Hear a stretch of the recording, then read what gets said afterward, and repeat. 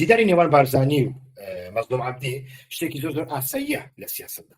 یعنی لە سیاسەتدا کۆمەڵێک کێشە هەن، ئەو کێشانە کاتێک بەڕێبازی سیاسی و ئابووری و سەربازی و ئەم جۆرە شتانە چارەسەر ناکرێن، چی ئەکێتەوە؟ ئەتۆ بە شێوازێکی دیپلۆماسی دادەنیشی ڕێک دەکەوی. کێشەکە لە دوو لایەندایە. لەوانە یەک ئەوە ئەتە وەکو ڕێککەوتنی ماڵی کوردی و ئەو قسە قۆڕانە ویانیش کۆنگرێنەتەوەی کوردستانی لێک بدەیتەوە. لەلایەکی دیکەش کێشەکە ئەو جەیش و ئەو گاڕانە حیزبیە ویانیش ئەو کەسانەیە کە خۆیان بە حیزب هەڵبەساردووە لە حیزب هیچ تێنەگەشتونە، یەک پەرتووکی حیزبیان نەخوێندیتەوە، توانای خوێندنەوەشیان تااقەتیشیان نیە، ناشێنانی بیخوێنەوە، بەڵام ئەمانە لە ناچاری خۆیان بەو حیزب هەڵبەساردووە لە بۆ ئەوی دژایەتی حیزبی دیکە بکەن و ئەو حیزبش ئەمانەی قبول کردووە. چونکە حیزبی ڕۆژهەڵاتی ناوەڕاست خەڵکی بەعاقلی خۆش ناوێت.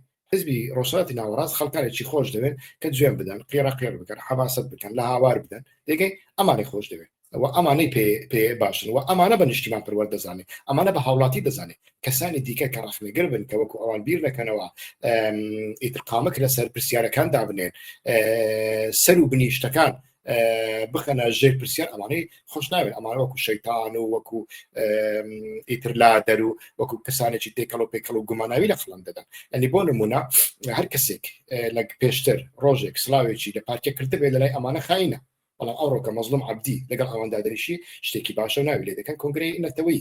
کێشەکە لەوانەدایە ئایا ئەگەر ئەمن ئەو دیدارم کردبە چیتان پێدەگوتم؟ یعنی کێشەکە نەوەدایە وانە ئەتوانن بڵێن ئەوە کۆبوونەوەی دوولایەنی کوردە. من وای نبینم. من پێشتریش گوتومە پارتی دیموکراتی کوردستان تەزمیناتی دەوڵەتی تورکیایە، هەم لە عێراق هەم لە سووریادا، لە سووریا بێگومان لە ڕێگەی ئەنە کەسە. یعنی چ بڵێ مەزلوم عەبدی لەگەڵ ئەردۆغان کۆبوویتەوە، چ لەگەڵ مەسعود بارزانی کۆبوویتەوە، سەرچاوەکەیان یەکە. ئەمن پارتی دیموکراتی کوردستان بە نێوبژیوان ناناس.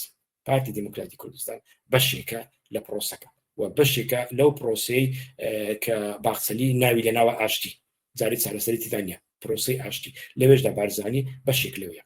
بەڵام ئەو گاڕانە پڕاهاتە حیزبیە حەماسیە بەڕەلایەی سەر تۆڕەکانی کۆمەڵایەتی تا چ ڕادەیەک ئیتر بەخۆیاندا دەستنەوە تا ئێستاکە چۆن زمانەکانیان دەگەزنەوە، ئێستاکە ئایا پۆستەکانیان لە فەیسبوک ڕەش دەکەنەوە یان ڕەش ناکەنەوە، پرسیارەکە لێرەدایە. کاتێکی خۆش ڕێی سڵاو.